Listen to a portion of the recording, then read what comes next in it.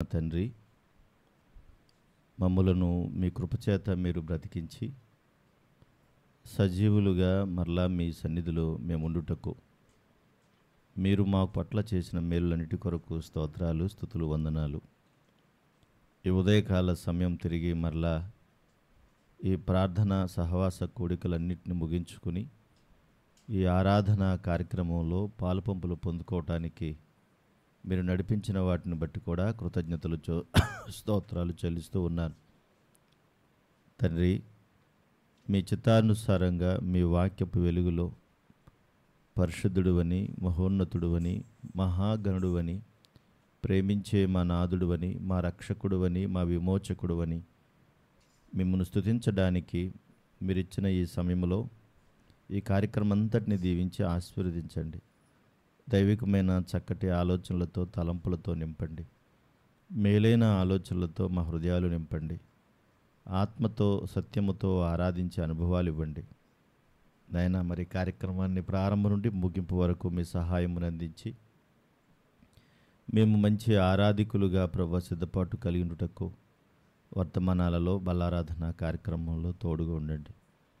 ఈ దినమంతటిని దీవించి మీరు మాత్రమే మహిమ తెచ్చుకోమని కూడా వచ్చిన ప్రతి వారిని బట్టి స్తుతిస్తూ ప్రభు అయిన యేసుక్రీస్తు నామములో స్తుతించి ప్రార్థించి అడిగి సమర్పించుకుంటున్నాం తండ్రి. ఆమేన్. మహోన్నతుడు, పరిశుద్ధుడు, నిత్య నివాసి, మహాగణుడు, మహోన్నతుడు, పరిశుద్ధుడు, నిత్య నివాసి, మా సామర్థ్యము, పునరుద్ధరణము, మా జీవము, మా రక్షణ నిధి, మా సామర్థ్యము, పునరుద్ధరణము, మా జీవము, మా రక్షణ నిధి, మహాగణుడు, మహోన్నతుడు, పరిశుద్ధుడు, నిత్య నివాసి, ఉన్నత పరిశుద్ధ స్థలములలో నివసించువాడు పరిశుద్ధుడు.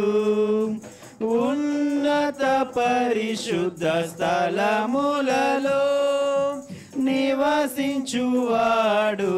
పరిశుద్ధుడు.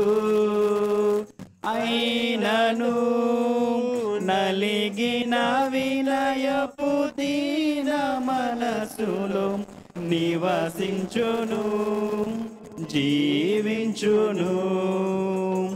అయినను నలిగిన వినయపు దీన మనసులో నివసించును, జీవించును. మహాగణుడు, మహోన్నతుడు, పరిశుద్ధుడు, నిత్య నివాసి, దినమెల్ల ప్రభు కైవదింప బడియున్నటి గొర్రెలము. దినమెల్ల ప్రభు కైవదింప బడియున్నటి గొర్రెలము. అయినను ప్రేమించినవని ప్రేమను బట్టి పొందితిమి విజయమును.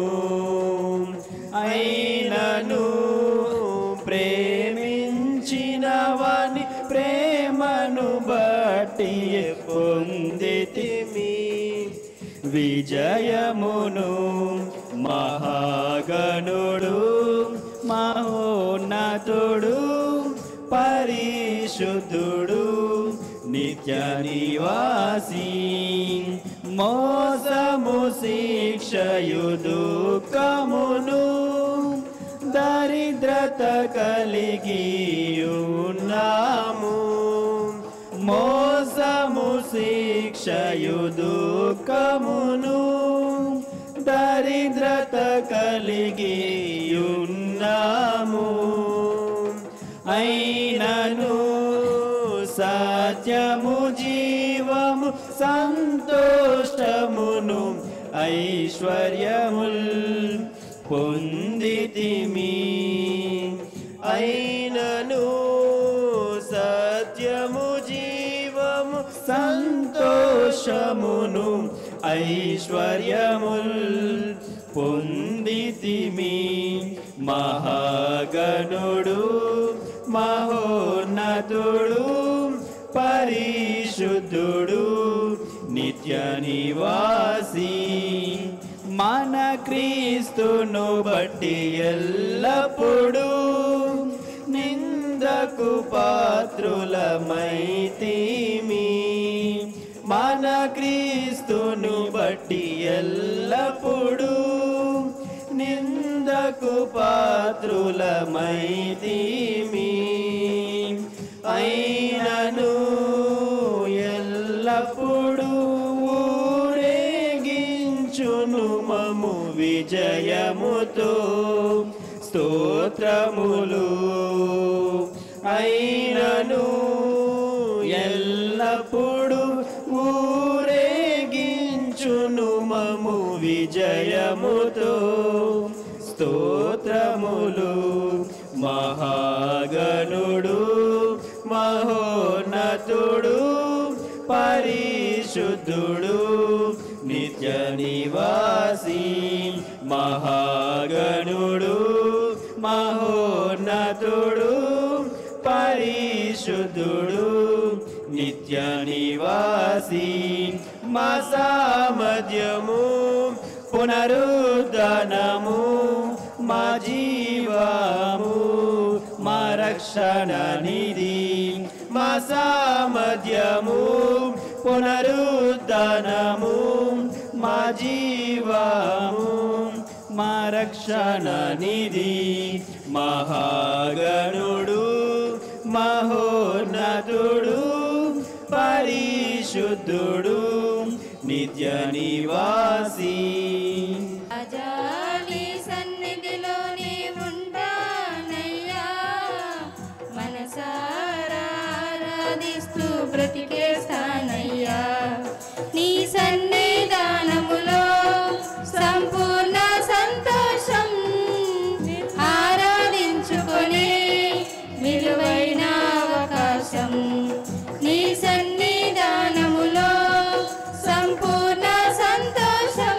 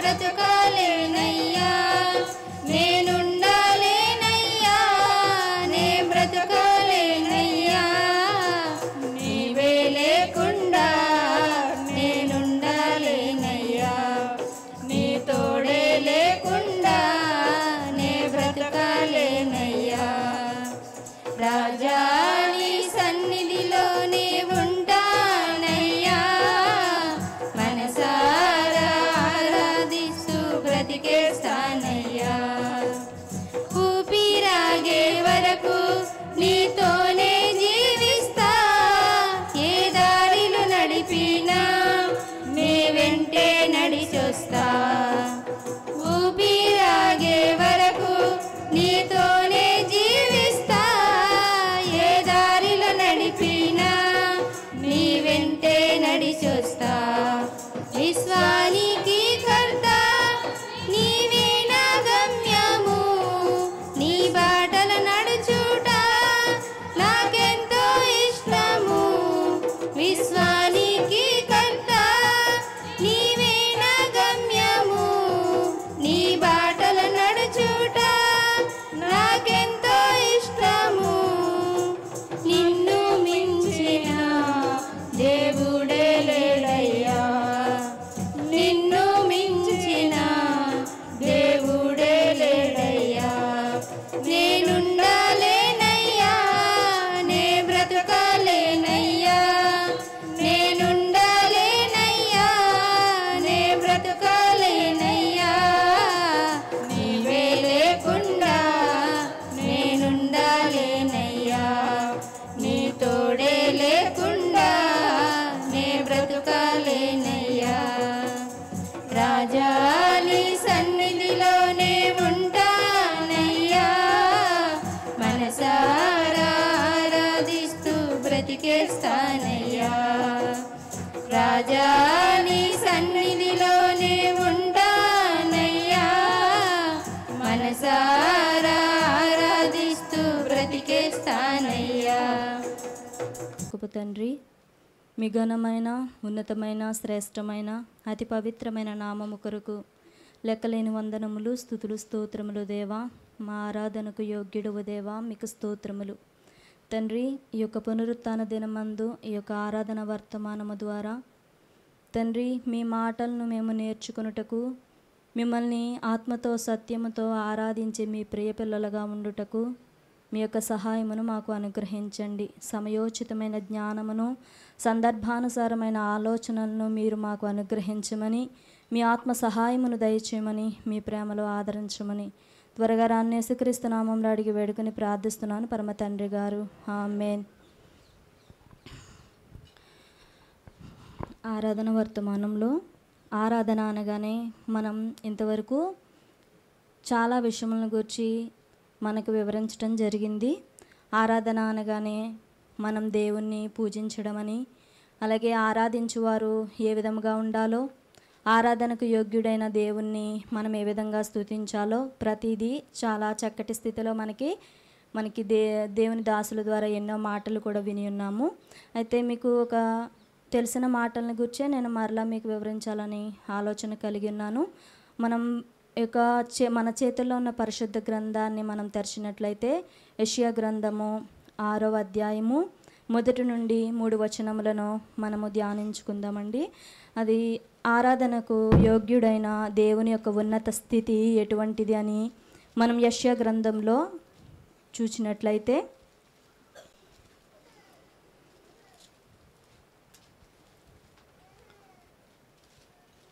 యెషయా గ్రంథము 6వ అధ్యాయము 1 నుండి 3 వచనములు. రాజైన ఉజ్జియా మృతి నొందిన సంవత్సరమున అత్యున్నతమైన సింహాసనమందు ప్రభువు ఆసీనుడయుండగా నేను చూచి తిని. ఆయన చొక్కాయి అంచులు దేవాలయమును నిండుకొనెను. ఆయనకు పైగా శరాపులు నిలిచిండిరి. ఒక్కొక్కరికి 6 రెక్కలుండెను.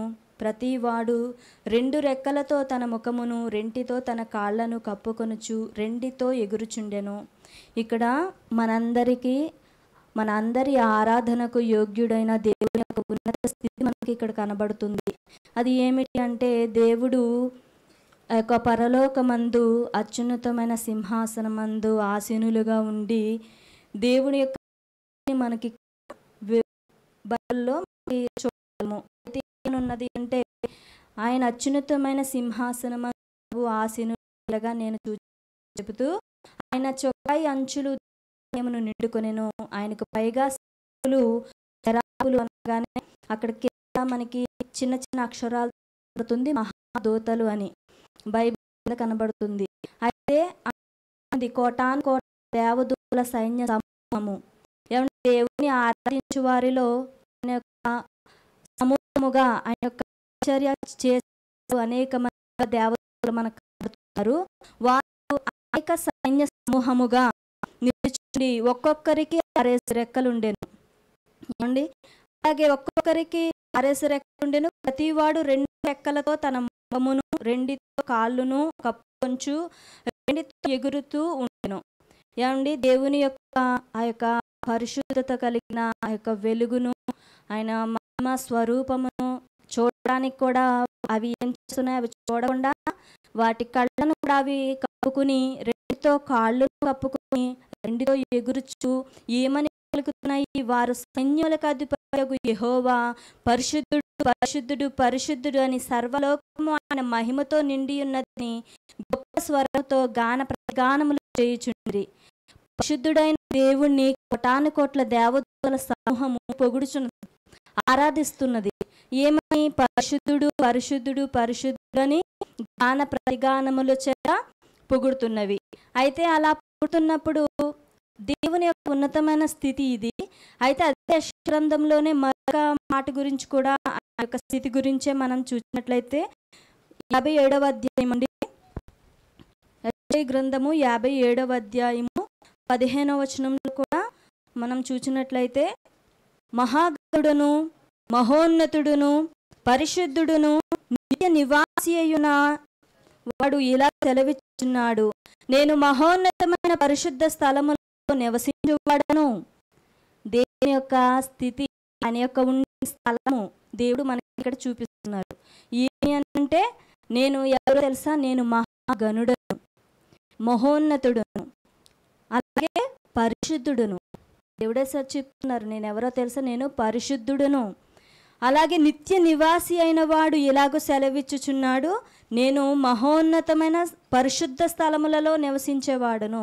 నేను ఉండే స్థలం పరిశుద్ధమైనది, ఆ స్థలములలో పరిశుద్ధుడుగా ఆసీనులై ఉన్న నేను అయినను వినయము గలవారి ప్రాణమును ఉజ్జీవింపచేయుటకును, నలిగిన వారి ప్రాణమును ఉజ్జీవింపచేయుటకును వినయము గలవారి యొద్దను దీన మనసు గలవారి యొద్దను నివసించుచున్నాను అని చెప్తున్నారు.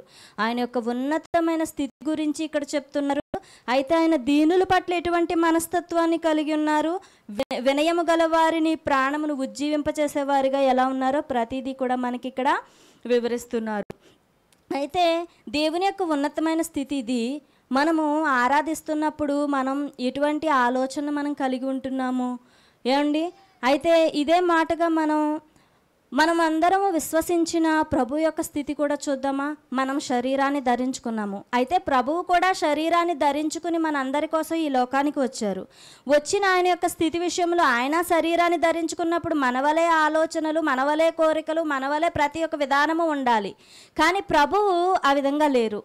ఎందుకంటే ఆయనకి తెలిసి ఏమనంటే, నేను వచ్చింది నా తండ్రి పనుల మీదనే, నా తండ్రి చిత్తం నెరవేర్చడానికి మాత్రమే నేను వచ్చి ఉన్నాను అని ప్రభు గ్రహించినారు.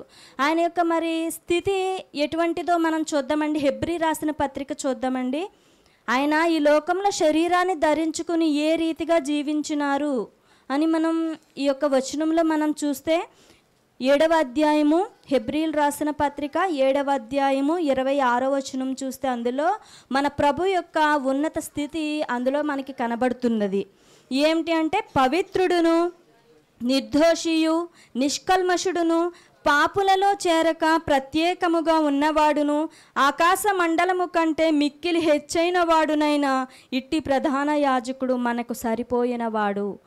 ప్రభు శరీరాన్ని ధరించుకున్న తరువాత ఆయన బ్రతికిన విధానము ఏమిటి అంటే, ఆయనకున్న లక్షణాలు పవిత్రుడుగా ఉన్నారు ఏమండి, నిర్దోషిగా ఉన్నారు, నిష్కల్మషుడుగా ఉన్నారు, పాపులలో చేరలేదు, ప్రత్యేకముగా ఉన్నవారు.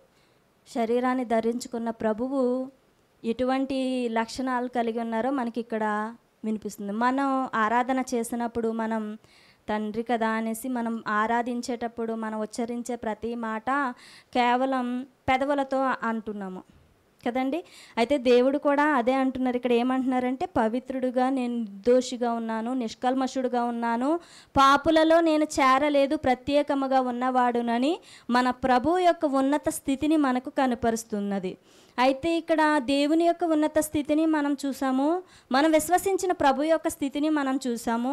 అలాగే దేవుణ్ణి ఆరాధించుటలో కోటాను కోట్ల దేవుని సైన్య సమూహముగా ఉన్నవారు దేవుని ఏ విధంగా ఆరాధించారో మనం చూసాము. అయితే దేవుణ్ణి అంతలా స్తుతించిన, అంతలా పొగిడిన దేవునికి ఆ సింహాసనం మందు కూర్చున్నా కానీ ఆయనకి తృప్తి లేదండి. ఎందుకు లేదు దేవా, నీకు ఆ సింహాసనం మీద ఆసీనులుగా ఉన్నారు మీరు.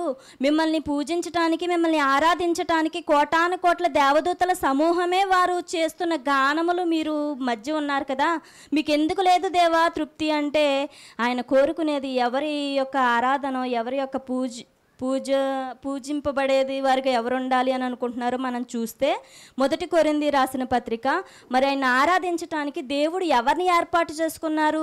దేవదూతలను కాదా? మరి ఎవరిని ఏర్పాటు చేసుకున్నారు అని మనం ఆలోచిస్తే, 1 కొరింథీ రాసిన పత్రిక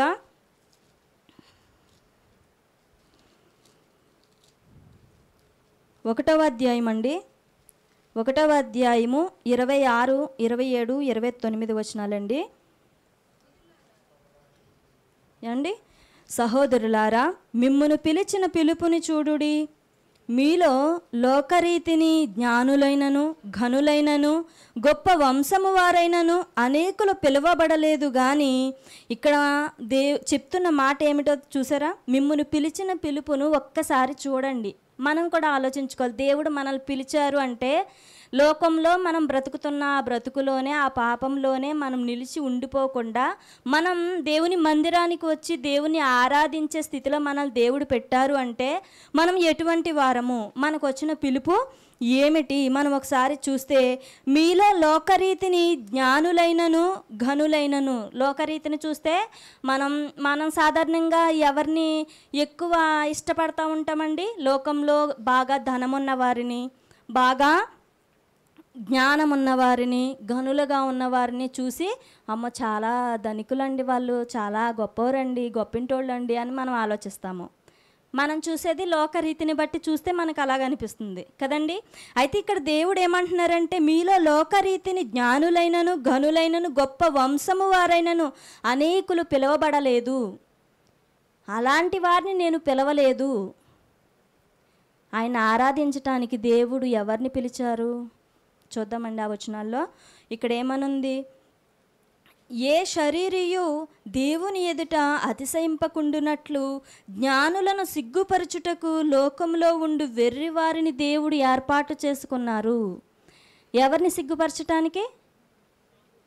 జ్ఞానులను సిగ్గుపరచటానికి దేవుడు వెర్రివారిని ఏర్పాటు చేసుకున్నారు. మనం వెర్రివారిని పక్కన పెట్టి జ్ఞానులైన వారిని మనం వెతుక్కుంటాము కదండి. దేవుని మనస్తత్వం ఎంత గొప్పదో చూసారా?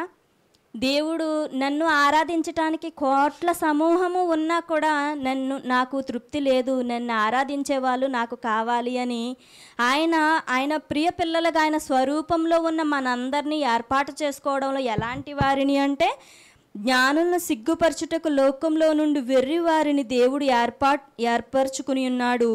బలవంతులైన వారిని సిగ్గుపరచుటకు లోకంలో ఉన్న బలహీనులైన వారిని దేవుడు ఏర్పరచుకున్నారు. ఏమండి? బలవంతులైన వారిని సిగ్గుపరచటానికి బలహీనులుగా ఉన్నవారిని, ఎన్నిక లేని వారిని దేవుడు ఏర్పాటు చేసుకున్నది. బలహీనులుగా ఉన్నవారిని దేవుడు ఏర్పాటు చేసుకున్నది. ఏముంటుందండి మన వల్ల ప్రయోజనం? మన వల్ల ప్రయోజనం ఏమైనా ఉందంటారా దేవునికి? అయితే ఇంకా చూస్తే ఏమని అంటున్నారు? లోకంలో ఎన్నికైన వారిని వ్యర్థము చేయుటకు లోకంలో నీచులైన వారిని, తృణీకరింపబడిన వారిని, ఎన్నిక లేని వారిని దేవుడు ఏర్పరచుకున్నారు అని చెప్తున్నారు. నీచులైన వారిని, తృణీకరింపబడిన వారిని, ఎన్నిక లేని వారిని, బలహీనులుగా ఉన్న వారిని, నీచులైన వారిని, తృణీకరింపబడిన వారిని ఎంతమందిగా దేవుడు పిలుచుకున్నారు. దేవుడి యొక్క స్థితి ఏమిటి? ఆయన పిలుచుకున్న వారెవరు? ఏ విధంగా ఉన్నారు? అర్హత ఉన్నదంటారా మనకి? ఏమండి? నిజంగా ఏ కోసానా కూడా, ఎలా చూసినా కూడా మనం అర్హత లేని వారమే. అర్హత లేని మనల్ని దేవుడు ఏర్పాటు చేసుకున్నారంటే, మన ఆరాధన నిజంగా ఏ విధంగా ఉండాలంటారు? మన ఆరాధన ఎలా ఉంటుందో చెప్పమంటారు? అది కూడా దేవుడు చెప్పారు. ఏమనంటే, పెదవులతో వారు నన్ను గనపరచుచున్నారు కానీ వారి హృదయము నాకు దూరముగా ఉన్నది అని దేవుడు చెప్తున్నారు. ఏమండి? మనం ఏం చేస్తున్నామంట? పెదవులతో మనం గనపరుస్తున్నాము, నోటితోనే ప్రభువా ప్రభువా అని చెప్తున్నాము. కానీ మన హృదయం ఏదైతే దేవుడు కోరుకుని దగ్గరగా ఉండాలని దేవుడు ఆశపడ్డారో దానిని మనం దేవునికి దూరంగా ఉంచుతున్నాము. హృదయపూర్వకంగా ఆరాధించవలసిన మనము పెదవులతో గణపరుస్తున్నాము.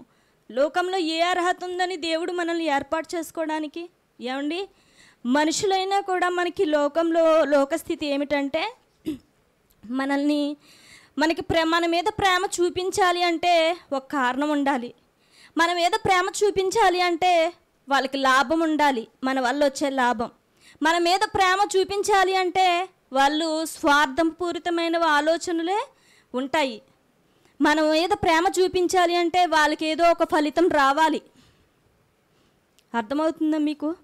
ఏదో ఒకటి అంటే ప్రేమ చూపేవారు, అది భర్త అయినా, పిల్లలైనా, భార్య అయినా, తల్లిదండ్రులైనా, ఎవరైనా కూడా మనల్ని ప్రేమించాలి అంటే ఏదో ఒక లాభం పొందకుండా ఎవరూ కూడా మనల్ని ప్రేమించలేరు, మన ప్రభువు తప్ప. అలాంటి ప్రభువు, అటువంటి గొప్ప ఉన్నతమైన స్థితిలో ఉన్న ఆయన ఏమాత్రము హీన స్థితిలో ఉన్న మనల్ని ఏర్పాటు చేసుకున్నారంటే మనకు నిజంగా ఎంత ధన్యత అంటారు. హృదయపూర్వకమైన ఆరాధన ఆయన కావాలంటున్నారు. దేవుడు ఆత్మ గనుక ఆయన ఆరాధించువారు ఆత్మతోనూ సత్యముతోనూ ఆరాధించాలని దేవుడు కోరుకున్నారు. ఆత్మతోనూ సత్యముతోనూ మనం ఆరాధించాలి అన్న మనము ఏ విధంగా ఆలోచిస్తాం? ఆత్మతోనూ సత్యముతోనూ, దేవుని ఆత్మ సహాయం ఉండాలి. అలాగే సత్యముతోనూ మనం ఆరాధన చేసినప్పుడు, మనకు సమయాన్ని ఇచ్చినప్పుడు మనం ఆరాధించేటప్పుడు ఎట్లా అంటే, మనం ఏ మాటలైతే మనకు విత్తబడుతున్నాయో ఆ వాక్యంలో మనతో దేవుడు ఏ మాట మాట్లాడారో ఆ మాట మన కళ్ళు మూసుకుని దేవుని ఆరాధిస్తున్నప్పుడు ఆ మాటే మనకు జ్ఞాపకం రావాలండి. ఆ మాట మనకు జ్ఞాపకం వచ్చినప్పుడు మనం నిజంగా హృదయపూర్వకమైన ఆరాధన చేయగలుగుతాము. ఆ మాట మన హృదయంలో పెట్టుకోకుండా, మనం ఆలోచన చేయకుండా ఆరాధన చేయమన్నారు. నాకు సమయం ఇచ్చారు, ఆశ్చర్యకరుడా మీకు స్తోత్రం, ఆలోచనకర్త మీకు స్తోత్రం, సమాధానకర్త మీకు స్తోత్రం, ఇది కాదు ఆరాధన. అర్థమవుతుందండి? దేవుడు ఆత్మతో సత్యముతో ఆరాధించాలి అంటే, సత్యము అంటే దేవుని వాక్యము. ఆ వాక్యం ఏదైతే విత్తబడిందో ఆ వాక్యం మన జ్ఞాపకం చేసుకుంటూ దేవుణ్ణి ఆరాధించే మనస్సు మనం కలిగి ఉండాలి. అటువంటి గొప్ప మనసును మనం కలిగి ఉన్నప్పుడు దేవుడు మన ఆరాధనను మెచ్చుకునే విధంగా ఉంటాము. ఏమండి, ఆలోచించండి, మన హృదయపూర్వకమైన ఆరాధన కలిగి ఉంటున్నామా, లేకపోతే పెదవులతో గణపరిచి మన హృదయాన్ని దేవునికి దూరంగా పెడుతున్నామా అనేది ఒకసారి ఆలోచిస్తే మనకే అర్థమవుతుంది. కనుక మనం ఆరాధనకు యోగ్యుడైన దేవుణ్ణి మనం స్తుతిస్తున్నప్పుడు ఆయన యొక్క స్థితి గొప్పది. ఆయన్ను మనం ఎన్నిక లేని వారంగా ఉన్నాము, మన స్థితి ఏమాత్రము అర్హత లేనిది, యోగ్యత లేనిది. అయినా యోగ్యుడైన ఆ ప్రభు మనల్ని ఎన్నుకున్నారు అంటే మనం ఆయన ఆరాధించినప్పుడు ఆయన మెచ్చుకునే విధంగా మనం ఉండాలి. హృదయపూర్వకమైన ఆరాధన మనం కలిగి ఉండాలి. ప్రార్థన చేసుకుందామండి.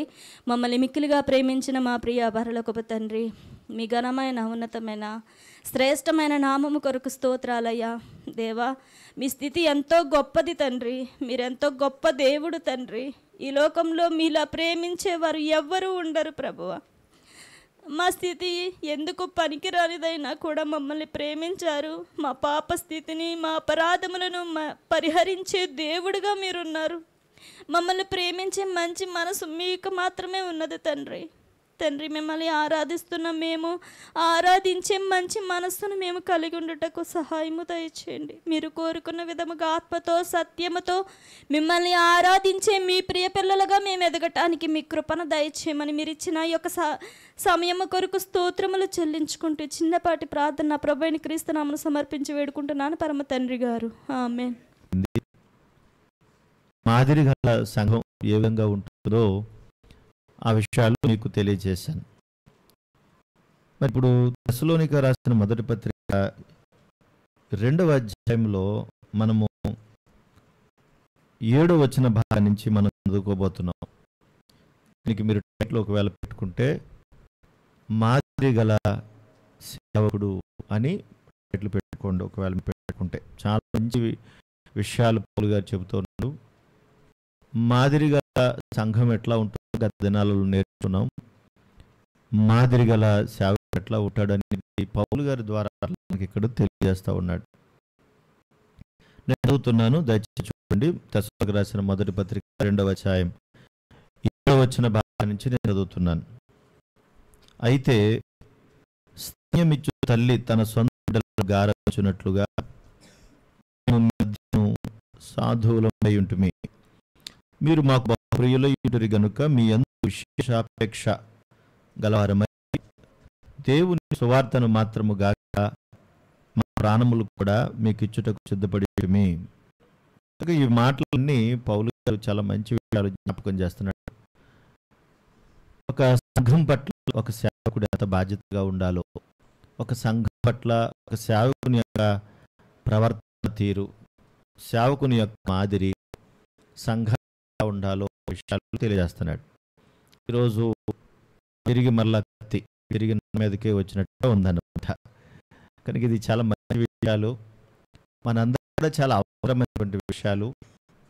ప్రతి ఒక్కరము తప్పనిసరిగా ఆలోచించాలి, అర్థం చేసుకోవాలి.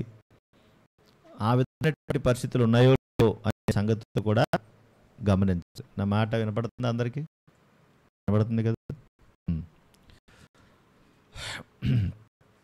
స్తన్యమిచ్చు తల్లి తన సొంత బిడ్డలను గారవించినట్లుగా అని మాట్లాడుతుంది. ఒక పాలిచ్చు తల్లితో పోల్చుకుంటూ మాట్లాడుతున్నాడు. ఒక పాలిచ్చు తల్లితో మాట్లాడుతూ ఆ తల్లి యొక్క స్థితి ఎట్లా ఉంటుందో చెప్తున్నాడు. ఇది ఏంటి అని అంటే ఆత్మ సంబంధమైన సమయంలో ఆత్మ విశ్వాసుల మధ్య ఆత్మ సంబంధమైన చెప్తున్నట్లు.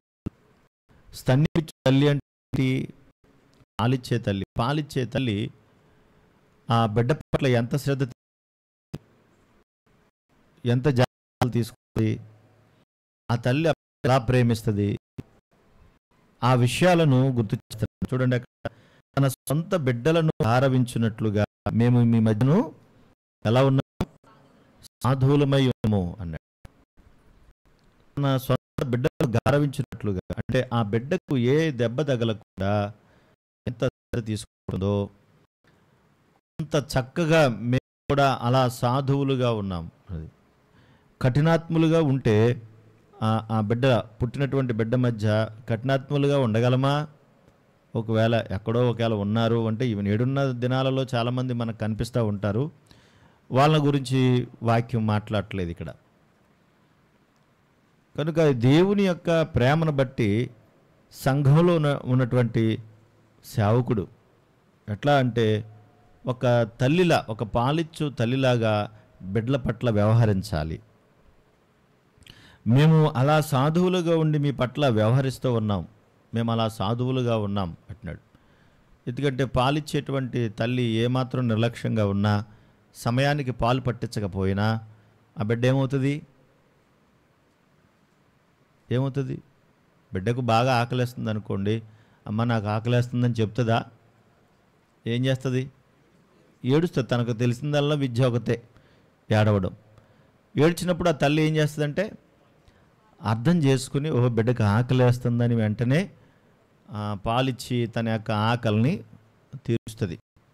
సంఘంలో ఉన్నటువంటి సేవకుడు కూడా సంఘం యొక్క ఆకలి తెలుసుకోవాలి.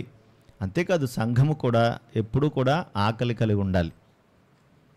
దావీదు గారు అంటాడు 23వ కీర్తనలో, చూడండి ఒక మంచి మాట, ఒకసారి చదవండి.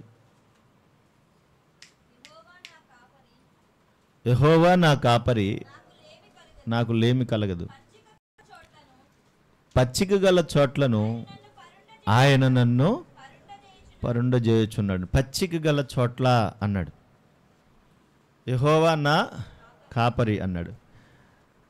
ఇక్కడ సేవకుడు కాపరిగా ఉన్నప్పుడు ఆకలిస్తున్నటువంటి వారికి తప్పనిసరిగా ఆకలి తీర్చాలి. ఇక్కడ మరి పాలను గూర్చి మాట్లాడితే వాక్యమును పాలను ఆపేక్షించుడని పౌలు గారు మాట్లాడతాడు కదా. పాలంటే ఇక్కడ ఏంటి? దేవుని యొక్క వాక్యమే కదా. ఇక్కడ పాలు అనగానే దేవుని యొక్క వాక్యం అంటే ఆ వాక్యం అనేటువంటి పాలను అపేక్షించుడి అని చెప్పినట్లుగా ఎల్లప్పుడూ కూడా సంఘము కూడా ఎప్పుడు ఆకలితో ఉండాలి. బిడ్డ ఎప్పుడూ ఒకడు ఆకలితో ఉండాలి. ఖచ్చితంగా ఆకలి తీర్చుకోవడానికి పాలు మళ్ళీ తాగాలి. కనుక సేవకుడు కూడా ఒక తల్లిలాగా ఆహారం ఎంతైతే అవసరమో తప్పనిసరిగా అది పెట్టడానికి సిద్ధంగా ఉండాలి. సాధువులుగా ఉన్నాం మేము అంటున్నాడు. మేము మీ మధ్యన ఎలా ఉన్నాం? సాధువులుగా ఉన్నామంటున్నాడు. దేవుడు కూడా కొన్ని చోట్ల తల్లితో పోల్చుకుని మాట్లాడతాడు కదా. చూడండి ఒకసారి యెషయా గ్రంథము 66వ అధ్యాయము 13వ వచనం ఒకసారి చూడండి. యెషయా గ్రంథము 66వ అధ్యాయము 13వ వచన భాగం. ఒకని తల్లి వానిని ఆదరించినట్లు నేను మిమ్మును ఆదరించదను. ఒకని తల్లి వానిని ఆదరించినట్లుగా నేను మిమ్మును ఆదరిస్తాను. అంటే మరి తల్లి ఏం ఆలోచిస్తుంది? సాధ్యమంత వరకు బిడ్డ యొక్క బాగోగు చూస్తుంది, పట్టించుకుంటుంది, ఎలా ఉన్నారో ఏంటో ఆలోచిస్తూ ఉంటుంది. పెళ్ళైన తర్వాత మరి భార్య కూడా ఆలోచిస్తుందా? ఆలోచించదా? భార్య ఆలోచన తల్లి ఆలోచన ఒకటేనా? మాట్లాడకపోతే ఎలాగా? భార్య ఆలోచన తల్లి ఆలోచన ఒకటేనా? మా పెద్దమామయ్య ఉండేవాడు. ఆయన మాట్లాడుతున్నప్పుడు మా అమ్మమ్మ వేరే చోట ఉండేది. ఆమె ఈయన ఇల్లేమో లోపల, అక్కడి నుంచి 4 అడుగులు ఎత్తే ఇక్కడ మా అమ్మమ్మ ఉండేది అన్నమాట. అక్కడ ఇంట్లో ఎంత వంట చేసినా ఇక్కడ మా అమ్మమ్మ అట్లేస్తూ ఉంటే ఇక్కడికి వచ్చి అట్లట్టుకెళ్ళిపోయాడు మా పెద్దమావయ్య. ఏరా ఇంటికాడ ఏమి వేయలేదంటే, నువ్వు వేసినవి బాగుంటాయి మమ్మీ అనివాడు. అక్కడ వేసినవి బాగోలేదనా దాని అర్థం? అవి బాగలేదనా దాని అర్థం? కాదు. ఇక్కడ అంటే అమ్మ చేసినటువంటి వంటను బట్టి అలా మాట్లాడతారు. అయితే తల్లే, భార్యే. కానీ చివరి వరకు ఉండేది భార్యే. కానీ చివరి వరకు తల్లి చనిపోయే వరకు కూడా చూసేది మాత్రం తల్లే. ఇక్కడ ఒకరికొకరు విరుద్ధ భావాలు లేవు, ప్రేమ తప్ప. కానీ అందుకనే దేవుడు కూడా ఒకని భార్య ఆదరించినట్లు అని అనలా, ఒకని తల్లి ఆదరించినట్లు అన్నాడు. ఒక తల్లి బాధ మిగతా వాళ్ళకి ఎప్పుడు అర్థమవుతుంది?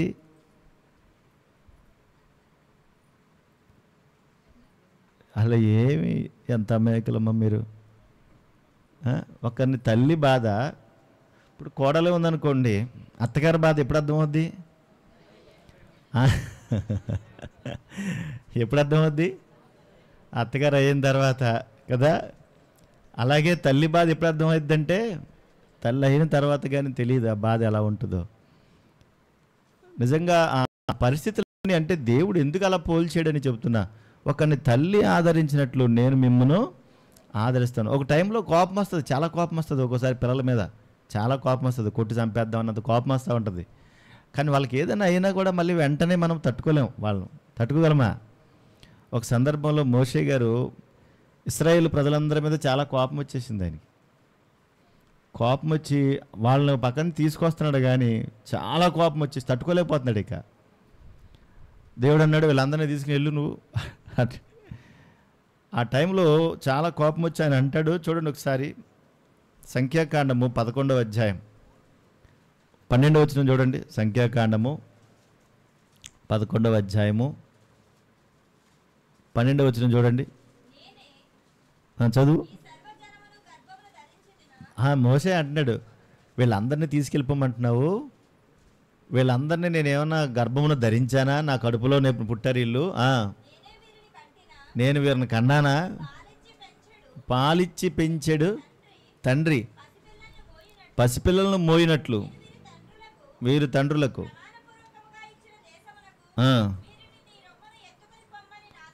నువ్వు నాతో చెప్తున్నావు, నేనేమన్నా వీళ్ళని కన్నానా? వీళ్ళని నేను తీసుకెళ్ళాలా? ఎందుకు అడుగుతున్నాడు ఆ మాట? ఎందుకు అడుగుతున్నాడు? వాళ్ళు విసిగించారు, భయంకరంగా విసిగించి ద్వేషించారు. తట్టుకోలేక నన్ను తీసుకెళ్ళు అంటున్నావు, నేను వెళ్ళమన్నా కన్నానా అన్నాడు. అదే మోషే ఓ సందర్భం వచ్చేటప్పటికి మోషే కొంచెం నువ్వు పక్కకుండి వీళ్ళందరినీ ఒక దెబ్బకి వేసేస్తాన్నాడు దేవుడు. వేసేస్తానంటే మోషే తట్టుకోలేక వీళ్ళందరికీ ఎదురు నిలబడి అక్కడ నిలబడి, నువ్వు ముందు చంపేస్తే ముందు నన్ను చంపే, అంతేగాని వీళ్ళ మాత్రం. మరి అదేంటి మరి? అక్కడేమో నేను కన్నానా అన్నాడు, ఇక్కడేమో ముందు నన్ను చంపంటున్నాడు. ఆ కాపరి తత్వం చూసారు ఎంత బాగుందో? ఆ కాపరి తత్వం. అందుకే ఒకరిని తల్లి ఆదరించినట్లు అంటే అసలు చచ్చిపోవడానికి సిద్ధపడతారే కానీ బిడ్డల్ని చంపుకోవడానికి ఇష్టపడరు. అది బిడ్డలకి ఎప్పుడు అర్థం అవుద్దంటే వాళ్ళు తల్లిదండ్రులు అయ్యేతే కానీ వాళ్ళకి అర్థం కాదు. నిజంగా ఎంత వేదన అనిపిస్తూ ఉంటుందో. ఒక సేవకుడు ఒక తల్లిలాగా నేను మిమ్మల్ని ఆదరించాం, మీ ఎదుట మేము ఎలా ఉన్నామంటే సాధువుల్లా ఉన్నాం. ఎలాగా అంటే ఒక పాలిచ్చు తల్లి బిడ్డల్ని ఎలా గారవిస్తుందో మేము ఏం చేస్తున్నాం, అలా గారవిస్తున్నాం. అంతేకాదు అక్కడ అంటాడు ఇంకా, మీరు మాకు బహు ప్రియులై ఉంటిరి. ఎలా ఉన్నారంట, మీరు మాకు బహు ప్రియులై ఉంటిరి అన్నాడు. నేను మళ్ళీ ఇక్కడికి వచ్చేసాను, పత్రికలోకి వచ్చేసాను. బహుప్రియులు అంటే ఇష్టమైన వారు, బహుప్రియులు అంటే చాలా ఇష్టమైన వారని కదా.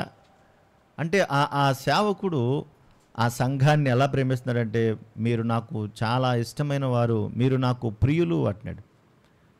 దేవుడు కూడా దానియేలుని పిలిచినప్పుడు ఎలా పిలిచాడు, దానియేలు నీవు బహు ప్రియుడవు అని, నాకు ఇష్టమైన వాడవు. కానీ మరి సంఘం అంటే ఎవరికి ఇష్టం అంటే, దేవునికి సంఘం అంటే చాలా ఇష్టం. అలాంటి సంఘాన్ని ప్రేమించడానికి సేవకుడు కూడా అంత ప్రేమను కలిగి ఉండాలంటున్నాడు. ఒక సందర్భంలో ఇశ్రాయేలు ప్రజలందరూ కూడా చాలా విసిగిస్తూ ఉంటే చంపుతానన్న దేవుడే మళ్ళీ వాళ్ళని బతికించాడు, జాగ్రత్తగా వెళ్ళండి అన్నాడు.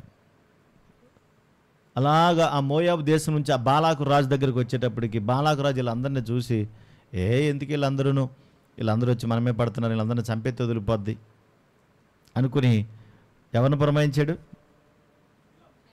బెలామును పురమాయించాడు కదా. బెలాము ఏమంటే జరిగిద్దా, జరగదా?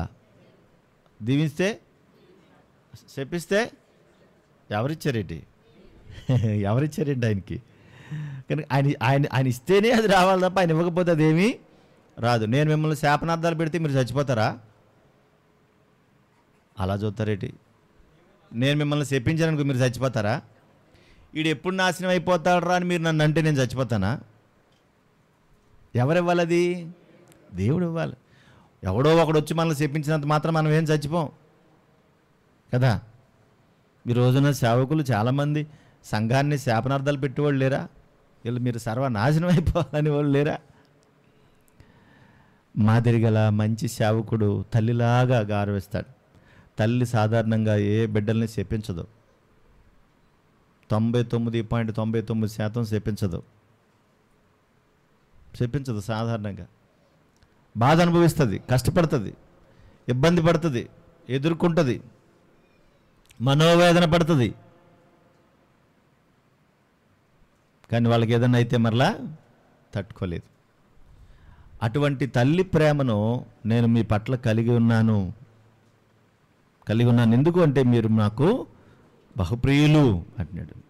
పేతురు రాసిన 2వ పత్రిక 5వ అధ్యాయం 3వ వచన భాగం.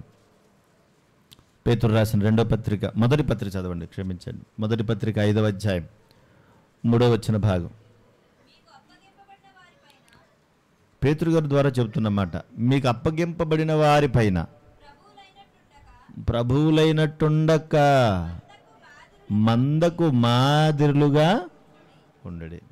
మీకు అప్పగింపబడిన వారి పట్ల అంటే ఎవరు? సంఘం పట్ల మీరు ఎలా ఉండకూడదు అంటున్నాడు. అమ్మ వింటున్నారా? ప్రభువులు అంటే రాజులని. రాజు ఏం చేస్తాడు? పెత్తనమే కదా చేస్తాడు, అంతే కదండి. మరి దేవుడు కూడా సేవకుడికి ఎలా ఇచ్చాడు? అధికారం చేయమని ఇచ్చాడా? సంఘాన్ని ఎందుకు ఇచ్చాడు? ఇది నా కుటుంబం, ఇది నా సంఘం, నువ్వు దీని మీద పెత్తనం చేయడానికి కాదు, దీనికి నువ్వు మాదిరిగా బ్రతకాలి. ప్రభువునట్టే ఉండకూడదు. నువ్వు ప్రభువులాగంటే నియంత అన్నమాట. అర్థమైందా? ప్రభువులంటే అధికారం చెలాయించేవాళ్ళలాగా నువ్వు ఉండడానికి వీల్లేదు. మరి ఎలా ఉండాలి?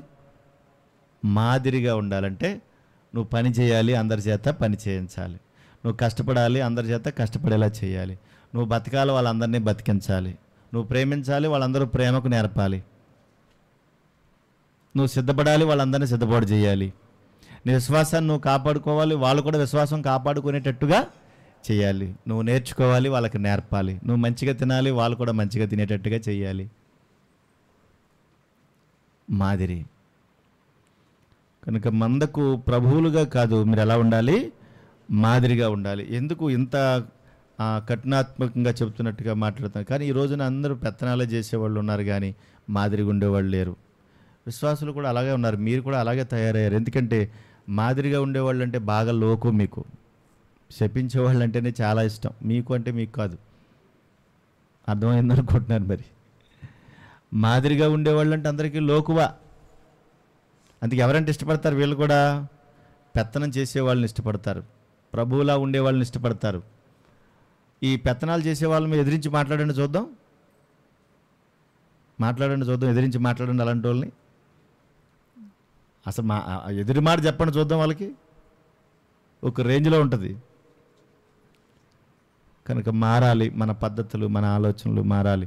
అలాంటివన్నీ మనకు అవసరం లేదు. పౌలు గారు అంటున్నాడు, స్తన్యమిచ్చు తల్లి గారవించినట్లుగా మేము ఎదుట ఉన్నాము, అంతేకాదు మేము సాధువులుగా ఉన్నాం. కారణం ఏంటంటే మీరు నాకు బహు ప్రియులు అని అంటున్నాడు. ఇదే మనకు కావాలి, మిగతా విషయాలు మనకు అవసరం లేదు. అందుకని అపొస్తలుల కార్యములు ఎందుకు ఇంత గొప్పగా ప్రభు చెబుతున్నాడు, ఇంత మాదిరి కనపరచాలని అంటున్నాడు, ఎందుకు ఎంత శ్రద్ధ తీసుకుంటున్నాడు అంటే, అపొస్తలుల కార్యములు 20వ అధ్యాయము 28 వచ్చిన భాగాన్ని ఒకసారి చదవండి. దేవుడు తన స్వరక్తమిచ్చి సంపాదించిన తన సంఘమును కాయుటకు, ఏమంటున్నాడు ఆయన? దేవుడు తన స్వరక్తమిచ్చి సంపాదించిన తన సంఘం అంటాడు. ఇది ఎవరిదంటే ఇది సంఘం? ఎవరిది? ఎలా సంపాదించుకున్నాడు ఆయన? యేసుక్రీస్తు ప్రభువారు రక్తమిచ్చి సంపాదించుకున్న సంఘం. అందుకే అంత శ్రద్ధ. అందుకే మీరు చూడండి, ఇంట్లో ఉన్న తెపాలాలు, చెంబులు అన్నీ కూడా ఎక్కడ పడితే అక్కడ పడేస్తారు. బంగారం ఎక్కడ పెడతారు? ఎక్కడ పడితే అక్కడ పడేస్తారా? బంగారాన్ని ఎక్కడ దాస్తారు? చాలా చాలా శ్రద్ధగా దాస్తారు కదా.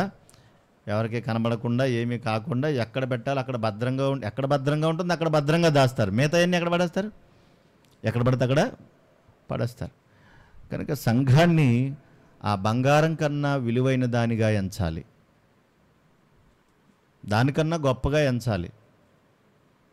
మనం అలా ఎంచుతాం. మరి చూడండి, పెళ్ళి వచ్చిందనుకోండి, ఏం చేస్తాం? వెళ్ళిపోతాం. అసలు ఎవరికి చెప్పను కూడా చెప్పం. అసలు మాకు అనవసరం, ఇది మాకు సంబంధం లేదన్నట్టు ఉంటాం. ఏదైనా కార్యక్రమం జరిగిందనుకోండి వెళ్ళిపోతాం, ఏదైనా ప్రయాణం జరిగిందనుకోండి వెళ్ళిపోతాం. అసలు చెప్పను కూడా చెప్పం. మేము రాలేమండి పెళ్ళండి అంటారు, మేము రాలేమండి పలానా కార్యక్రమం అండి, మేము రాలేమండి అంటారు. అంటే అన్ని ఆ పెళ్ళి విలువైందిగా కనబడింది, కానీ దేవుని సంఘం మాత్రం నీకు ఎలా కనబడింది? చాలా చిన్నగా కనబడింది కదా.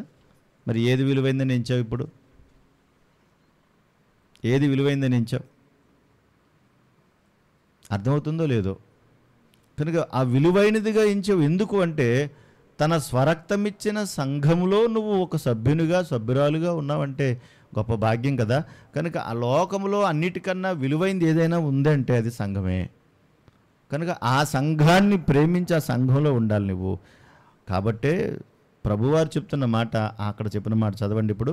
తన స్వరక్తమిచ్చి సంపాదించిన సంఘమును కాయుటకు. ఎప్పటికీ ఇది అర్థమవుద్దో నాకు తెలియట్లేదు, కానీ మంద అంటే సంఘమే కదా. కనుక సంఘాన్ని ఎప్పుడు చిన్నగా చూడొద్దు అని చాలాసార్లు చెప్తా. సంఘాన్ని ఎప్పుడు చిన్నగా చూడొద్దు. నీ లోకంలో ఉన్న వాటి అన్నిటికన్నా సంఘం ఎప్పుడు శ్రేష్టమైందే. ఎందుకంటే అది స్వరక్తం ఇచ్చి సంపాదించిన సంఘం కాబట్టి. నువ్వు జాగ్రత్త, నువ్వు సంపాదించిన లేదా నేను నీకు ఇచ్చిన మంద కూడా జాగ్రత్త అంటున్నాడు. కారణం ఏంటంటే ఆయన రక్తమిచ్చి సంపాదించాడు కాబట్టే. మళ్ళా రండి ఇక్కడికి. అయితే స్తన్యమిచ్చు తల్లి తన సొంత బిడ్డలను గారవించినట్లుగా మేము మీ మధ్యను ఎలా ఉన్నామో సాధువులమై ఉంటుంది. మీరు మాకు బహుప్రియులై ఉంటిరి.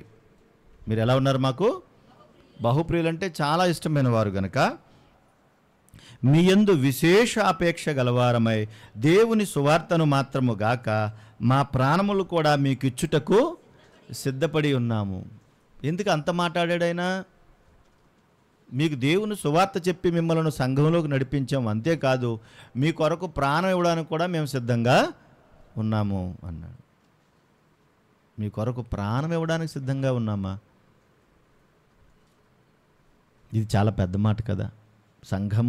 సంఘం కొరకు ప్రాణం ఇవ్వడానికి సిద్ధంగా ఉన్నాడంటే యేసుక్రీస్తు ప్రభు వారే తన ప్రాణమిచ్చి సంఘాన్ని సంపాదిస్తే ఆ సంఘం కొరకు మేము కూడా ప్రాణం ఇస్తాము అంటున్నాడు. మీరు ప్రాణం ఇవ్వద్దు, దేవుని కొరకు ఏదైనా చెయ్యండి చాలు. దేవుని కొరకు ఏదైనా చెయ్యండి చాలు. దేవునికి ఇచ్చే సమయాన్ని మీరు సమయం ఇవ్వండి చాలు. సమయం ఇవ్వగలరా? దేవునికి ఇచ్చే సమయాన్ని ఇవ్వగలరా? ఎన్ని సాకులు చెప్తామో మనము. సమయం అడిగితే ఎన్ని సాకులు చెప్తాం. అది బలహీనత. మన సమయాన్ని ఇవ్వాలి, మన దేహాన్ని ఇవ్వాలి, ఖర్చు చేయాలి దాన్ని.